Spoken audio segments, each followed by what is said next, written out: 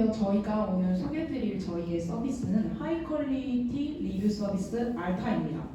저희의 핵심 슬로건은 더 높은 외식 경험을 위해 더 높은 서비스를 제공할 수 있게입니다. 여기서 저 높은이라는 단어가 계속해서 반복되는데요. 여기서 차 안에서 저희는 알타가 스페인어로 더 높은이라는 뜻을 가지고 있습니다. 그래서 고객들과 그리고 소상공인, 자영업자들에게 더 높은 경험을 위해서 저희 서비스가 출범했다, 시작했다라고 볼 수 있을 것 같습니다. 우리나라 자영업자 비율이 얼마나 되는지 알고 계십니까? 여러분, 저희 나라 자영업자의 비율은 20%를 육박합니다. 그러니까 OECD 국가 전체에서 6위 정도를 한다고 볼 수 있습니다. 이렇듯 상당수의 많은 분들이 직접 가게를 운영하고 있습니다. 그런 이러한 자영업자분들 중에서 한 번쯤 해보셨을 고민이 무엇일까라고 생각해 봤을 때 다른 가게는 캐치 테이블로 웨이팅도 하고 인스타 릴스로 확 떠서 완전 잘 된다는데 우리 가게도 왜 안 되는 거지? 백종원이라도 불러야 되는 걸까? 라는 생각을 한 번쯤은 해볼 수 있을 거라고 생각합니다. 이런 분들에게 가장 필요한 것이 거액을 돈을 주고 인플루언서를 불러서 슈퍼 형태의 바이럴 마케팅을 하는 것일까요? 아니라고 생각합니다. 장기적으로 보았을 때 이런 바이럴 마케팅보다는 가게에 직접 내실을 구축하는 것이 더욱더 도움이 될 것이라고 생각하는데요. 그렇기 때문에 저희는 이 자영업자들에게 더 질 높은 피드백을 제공하고 이로써 가게가 더욱더 발전될 수 있는 시스템을 제공하고자 합니다. 현재 음료수를 받고 리뷰를 쓴다던가 아니면 리뷰 이벤트 상품을 받고 리뷰를 쓰는 식의 현재 리뷰 시스템을 문제점이라고 저희는 보았습니다. 그렇기 때문에 저희 어플리케이션 안에서 현재 자영업자의 관점에서 우리가 조금 더 발전하기 위해서 진솔한 피드백을 받고 싶다 하는 자영업자들에 한해서, 그러니까 리뷰 이벤트를 통해서 별점을 단순히 높이는 수준에 그치는 것이 아니라 장기적으로 우리 가게를 발전시키고 싶다 하는 자영업자들에게 질 높은 피드백을 제공한다는 것입니다. 그래서 저희의 기본 구조는 알타, 그리고 고객, 그리고 가게가 세 가지가 함께합니다. 먼저 손님 같은 경우는 가게에서 테이블을 통해 QR코드로 앱 내 카메라를 통해서 촬영을 하면 그 가게가 이제 본인이 방문한 가게로 등록이 되게 됩니다. 그 이후에 가게를 방문한 지 2시간이 지난 후에 앱 내에서 푸시 알림을 통해서 자신이 방문한 가게에 대해서 리뷰를 작성할 수 있게 됩니다. 이 리뷰를 작성할 수 있게 되기 전에 기존 리뷰 중에서 세 가지를 뽑아 이 리뷰가 내가 방문했을 때 진짜 도움이 됐었다, 이 말이 맞는 것 같다 하는 리뷰에 대해서 투표를 진행한 다음에 본인의 리뷰를 작성합니다. 그러면 손님은 고객들이 작성한 리뷰에 대해서 매달 5개를 직접 골라 우리 가게의 발전에 도움이 됐다 하는 리뷰로 지정하여 알타 리뷰를 선정합니다. 그 알타 리뷰로 선정된 사람은 추가 포인트를 받고 그 리뷰는 알타 리뷰라는 표시와 함께 그 리뷰가 이제 리뷰 내에서 보이게 됩니다. 하지만 이 알타 리뷰는 상단에 배치되지는 않습니다. 하지만 이 알타 리뷰를 상단에 배치하고 싶다면 사장님께서 추가 비용을 지불하시고 일정 기간 동안 맨 위에 이 알타 리뷰가 보일 수 있게 할 수 있습니다. 그리고 또한 이 사장님께 투표를 받은 알타 리뷰뿐만 아니라 고객들에게 아까 말씀드린 것처럼 세 가지 투표를 할 수 있겠는데요. 그렇게 사용자들에게 투표를 받은 리뷰도 우수 리뷰로 선정되어 알타 리뷰보다 더 큰 리워드를 이제 지급되게 됩니다. 그렇게 되면 이제 사용자들은 더 높은 퀄리티의 믿을만한 리뷰를 확인하고 식당에 방문하여 더 높은 외식 경험을 할 수 있게 될 것이라고 생각합니다. 사장님은 리뷰를 고를 수 있지만 이것은 순위에 영향을 주지 않는다. 그리고 투표를 통해서 많은 사람들에게 공감을 받은 정확한 리뷰만이 상위권을 차지한다. 이 단순하지만 강력한 두 가지 규칙에 의해서 리뷰를 남긴다는 행위가 알타에 다시 정리됩니다. 어떻게 알타라는 시스템이 유지될 수 있는지에 대해서 간략히 설명드리겠습니다. 우선 소비자는 리뷰 작성에 대한 대가를 지금 우리가 그러는 것처럼 다 가게로부터 받지 않습니다. 따라서 점주에게 잘 보이려고 하는 리뷰를 최소화할 수 있고요. 많은 사람들이 공감할 수 있는 리뷰를 작성하기 위해 유저들이 노력하게 됩니다. 그러면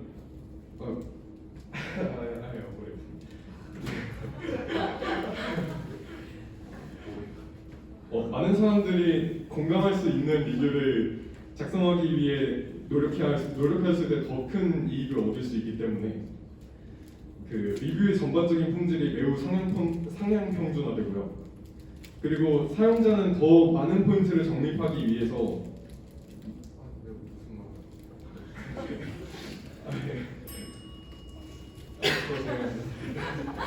자영업자의 입장에서는 리뷰의 품질이 상향 평준화되었기 때문에 가식적인 칭찬 그리고 형식적인 리뷰 말고 이제 정말 가게 발전이 도움이 되는 진솔한 리뷰들을 볼 수 있게 됩니다.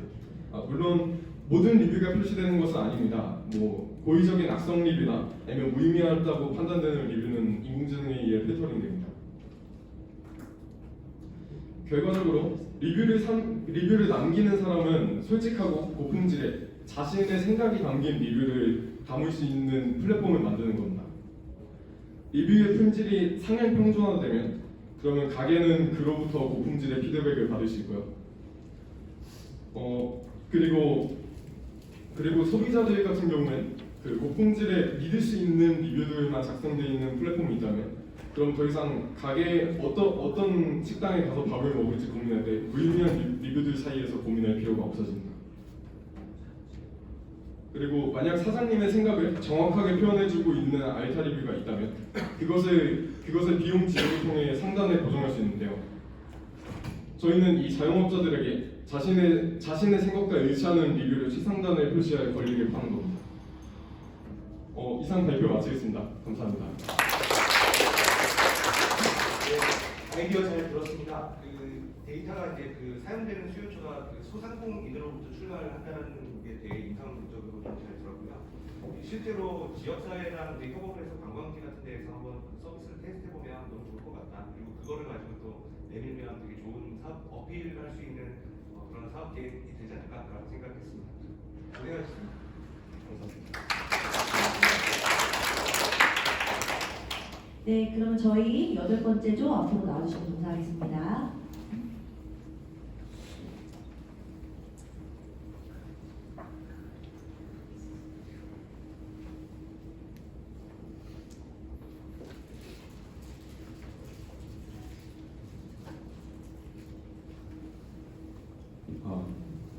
안녕하세요. 8조 대표자 정현우입니다. 저희는 식품에 접목된 AI 데이터 스크래핑이라는 주제로 아이템을 선정했습니다. 일단 저희 목차부터 설명드리면 저희가 팀원을 처음에 모을 때 제가 말씀드렸던 초기 아이디어부터 그리고 저희가 아이템을 변경하게 된 그런 그 과정과 저희가 받은 아이템을 이용한 아이디어 3가지에 대해서 말씀드리겠습니다. 저희 초기 아이디어는 김치 세탁기라는 주제였습니다. 제가 이걸 고1 때 처음 생각했던 아이디어인데 다들 들을 때마다 이름 듣고 좀 귀엽더라고요. 근데 김치 세탁기라는 거는 진짜 김치를 뭐 빨아버린다는 그런 뜻이 아니라 외국인들의 입맛에 맞게 음식의 특성을 조정한다는 겁니다. 예를 들어서 김치를 먹을 때 외국인들은 김치가 맵고 또 마늘 냄새도 좀 역하고 그러다 보니까 쉽게 먹기가 어렵잖아요.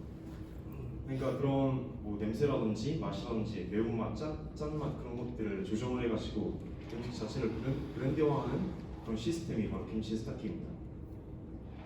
예를 들어서 중국의 짜장면은 중국 현지에서의 음식과 우리나라에 들어온 상태가 굉장히 다릅니다.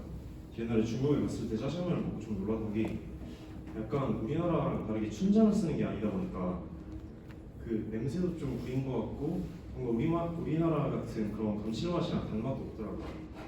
그래서 일단 제 입맛은 굉장히 안 맞았습니다. 근데 저는 한국에서 짜장면을 잘 먹거든요. 그 이유는 이 짜장면이라는 음식이 우리 입맛에 맞게 특성이 조정된 다음에 우리나라에 들어오기 때문인 거죠. 마라탕은 마찬가지입니다. 그것이 짜장면과 마라탕 같은 음식이 우리나라에서 인기가 많은 이유라고 생각을 했고 들었던 의문이 그걸 어떻게 할 건데라는 생각이 들었습니다. 외국인들이 입맛에 맞게 어떻게 할 건데 그 입맛을 어떻게 하는데 그런 상황에서 들었던 생각이 그 입맛을 짐작하는 게 아니라 진짜 데이터를 사용하는 겁니다. 예를 들어서 이제 SNS, 틱톡, 인스타, 뭐 유튜브 같은데 외국인들 먹방이나 그런 트렌드 같은 게 많이 뜨잖아요. 그런 것들을 AI 그 데이터 스크래핑 이용해 긁어모아서 분석을 하는 겁니다. 사람들이 음식 트렌드 같은 거 변화하는 것들을 다 분석을 해가지고 빠르게 변하는 음식 트렌드를 따라잡는 겁니다. 이 기술을 이용하는 3가지 방법을 저희가 생각을 해봤습니다.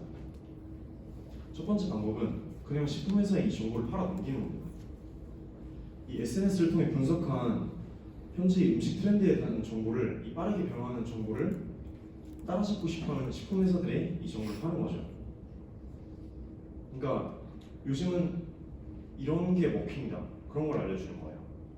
그래서 외국인들이 왜 K푸드를 좋아하는데? 그럼 김치를 만약에 김치 본연의 맛을 좋아한다. 그러면 이 김치를 그대로 줘야겠죠. 아니면 뭐 빨아줘야하는지, 아니면 이 냄새를 뺏어줘야 하는지 그런 것들을 정보를 알려준다면 이 식품 회사들이 새로운 그런 상품을 만들거나 아니면 현지 상품을 수정할 때 굉장히 도움이 많이 될 거라고 생각하고 저희는 많은 돈을 챙길 수 있겠죠. 두 번째는 이제 여러분 코카콜라가 나라마다 맛이 다르다는 걸 알고 계신가요? 저도 이번 겨울에 유럽에 갔는데 거기서 환타 맛을 느껴봤는데 약간 우리나라 것보다 과일의 그 냄새 맛이 훨씬 더 많아요. 그래서 이게 바로 저희가 생각하고 있는 푸드 로컬라이징입니다. 나라별 지역별 사람들이 트렌드를 분석해가지고 음식을 그 지역에 로컬라이징을 하는 거예요. 이게 제가 처음에 말씀드렸던 김치 스타키에서 파생된 아이디어인데 분석한 트렌드를 바탕으로 변형한 레시피 음식을 국내에서 밀키트의 형태로 만들어 수출할 수도 있고 아니면 레시피만 개발 후 국외에서 직접 만들 수도 있습니다. 뭐 수출 과정에서 규제 같은 게 복잡할 수도 있으니까. 세 번째 방법은 소스 커스터마이징이라는 겁니다. 이 음식을 직접 만들기가 어려울 수도 있고 저희가 처음 생각했던 건 여행 중에 음식 입에 맞지 않아 힘들어했던 경험들 다들 있으실 겁니다. 뭐 유럽에 갔을 때 뭐 음식이 너무 느끼하고 싱겁고 그럴 수도 있고 아니면 뭐 동남아에 갔을 때 음식이 너무 짜거나 맵고 자극적이고 향신료, 고수 같은 게 너무 몸에 안 맞았을 수도 있죠. 그럴 때 저희는 맞춤형 소스를 제작해서 특정 여행지를 타겟으로 소스 시리즈를 출시할 겁니다. 예를 들면 뭐 소스 다낭편, 파리편, 도쿄편 이런 식으로 특정 지역을 그 타겟으로 해서 이런 소스 시리즈를 만들고 점점 이 범위를 확장해 나갈 예정입니다. 그럼 저희 발표 마무리하면서 질문 받겠습니다. 감사합니다. 네, 잘 들었고요. 그 내용 자체가 사실은 하시고 싶은 게 너무 많으세요. 맨 마지막에 얘기했던 소스 하나만 가지고도 비즈니스 하는 팀들 많거든요. 김치 소스라고 해서 김치만 나는 작은 튜브형 소스를 하나로 해서 비즈니스 하시는 분도 계시고 앞에 얘기했던 데이터를 가지고서 비즈니스 하시는 분도 계시고 좀 타겟팅을 해서 그 마이스톤처럼 어떤 거 먼저 이렇게 순위를 좀 매겨서 진행해 보시면 가능성이 있지 않을까라고 생각을 합니다. 근데 그 첫 번째 얘기하셨던 것들 중에서 컨설팅을 기반으로 하는 비즈니스는 사실 그렇게 나이스한 비즈니스 모델은 아니에요. 내가 어떤 정보를 제공해서 제안한다라고 하는 것 자체가 크게 돈이 돌아올 거라고 생각하시면 굉장히 오산입니다. 특히 한국에서 컨설팅 비즈니스라고 하는 것은 사실 그렇게 돈으로 돌아오지 않을 생각해요. 그런 것들은 조금 어떤 데이터 비즈니스를 기반으로 하는 뭐 이런 형태를 조금 고도화시킬 필요성은 좀 있어 보입니다. 감사합니다. 질문 여기까지 하겠습니다. 네, 수고하셨습니다.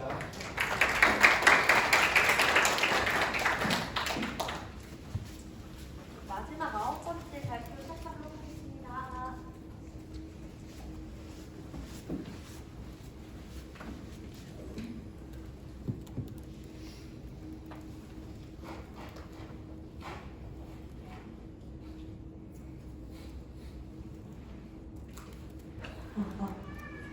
안녕하세요. 기록의 새로운 패러다임, 포시를 발표하게 된 천혜인이라고 합니다.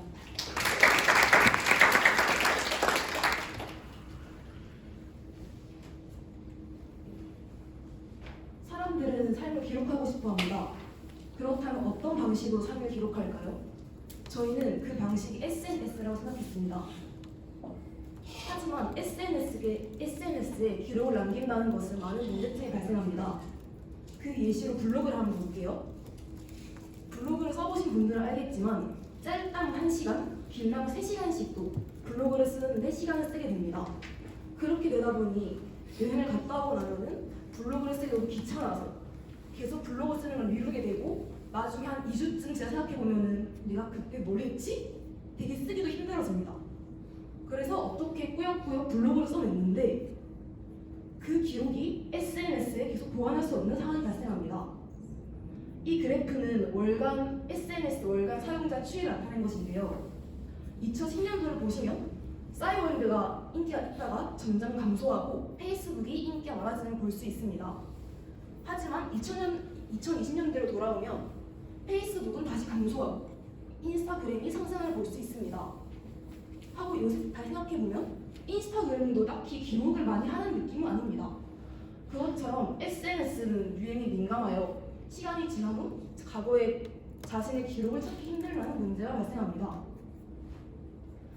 그래서 저희는 새로운 기록의 패러다임을 제공합니다. 사용자가 사진을 선택하게 된다면 AI를 통해 이런 매거진 형태의 기록물을 남기게 합니다. 그럼 이 매거진을 PDF로 저장할 수도 있고 인쇄를 하여서 포스터로 붙여놓을 수도 있고 북을 만들어서 소장할 수도 있습니다. 하고 SNS로 바로바로 만들어주기 때문에 여행이 아니더라도 반려동물, 패션을 목표, 상호수첩, 맛집 탐방 등 다양한 분야에 사용할 수 있습니다. 하고 바로바로 일상을 기록하지 않더라도 한 달 주기로 또는 1년 주기로 자신의 SNS를 크롤링하여 그렇게 매거진 형태의 블로그를 만들어줄 수도 있습니다. 하고 저희는 관련 시장을 이렇게 분석해 보았는데요. 이 중 저희는 라이프 스타일 콘텐츠 시장 중 5% 정도를 타겟하여 합니다. 하고 다른 기능과의 차이점을 알아보겠습니다. 대표적으로 캔버와 스냅스를 볼 수 있는데요. 하지만 캔버에 생각해보면 이미 만들어져 있는 템플릿 중 자기가 원하는 걸 계속 찾아내야 되고 찾아낸 다음에도 사진을 하나하나 선택해서 수정하고 만약 수정했는데 마음에 안 들면 다른 템플릿을 찾아가는 식으로 많은 시간이 들게 됩니다. 스냅스도 같은 방식이죠. 하지만 표시는 AI를 통해서 자신이 원하는 템플릿을 무한으로 생성하고 해서 자신이 원하는 AI를 통해서 자신이 원하는 디자인을 찾을 수 있고 그거를 PDF 또는 실물 형태로 받아볼 수 있습니다. 하고 저희는 디자이너, 인쇄업체, 그리고 광고업체와 이런 식으로 협력을 통하여 이루어질 수 있습니다. 삶은 기록을 통해 이루어집니다. 자신의 기록을 조금 더 아름답게 하여 삶을 더 풍요롭게 만들었으면 좋겠습니다. 감사합니다.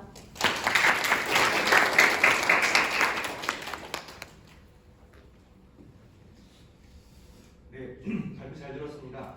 한 가지 좀 약간 의문점이 생기는 부분은 네. 사실 요새 생성형 AI가 굉장히 발전을 많이 해서 내 사진 몇 장을 넣어주면 우리 뭐 어떤 타입으로 만들어줘라고 하면 다 만들어줄 것 같긴 하거든요. 네. 그런 것들 생성형 AI하고 우리의 생성형 AI는 어떤 차이점, 차별점이 있을까요? 생성형 AI 자체의 차별점은 없을 수 있지만 저희는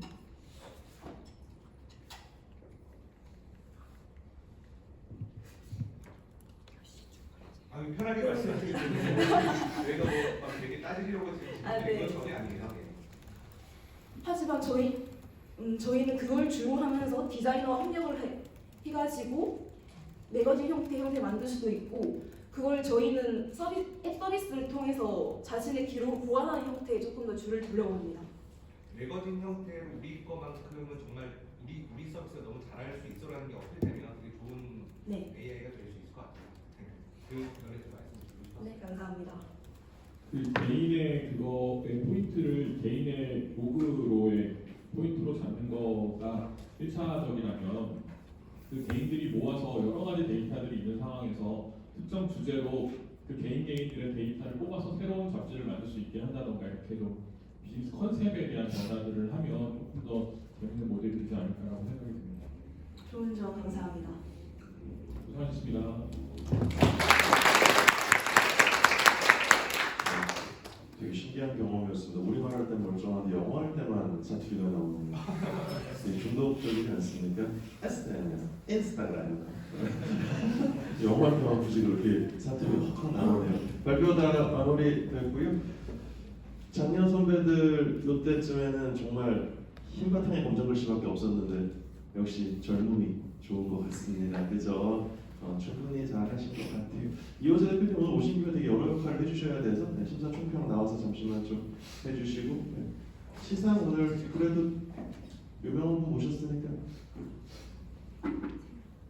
또 이것도 해야 돼요? 그럼 또 언티저는 잠깐 나오고 원래 선물 아저씨잖아요. 어여 오세요. 뭐 선물이 또 있대요, 뭔가. 공부장님, 공부장님. 팀장님도 그래도 인사말과 총평 맞아요. 어제 인상. 어제 너무 일이 늦게 끝나서 늦게 오셔가지고. 새로운 친구 19명 정도 와. 아, 그게 알겠습니다. 저희 뭐 창업 캠프 진행하는데 여기 저희 김 교수님이 또 많이 준비해 주시고 하셔가지고 재밌게 알차게 잘 진행이 되는 것 같습니다. 그리고 여러분들한테 제가 지난번에도 한번 근데 지금 11명이 다 새로 오셨네요. 하여튼 새로 오셨다는데 저희 창업지원팀인데 디지털 창업지원팀에서 이런 그 캠프들을 운영을 하고 있는데 지난번에도 들으신 분 계시겠지만 학교에서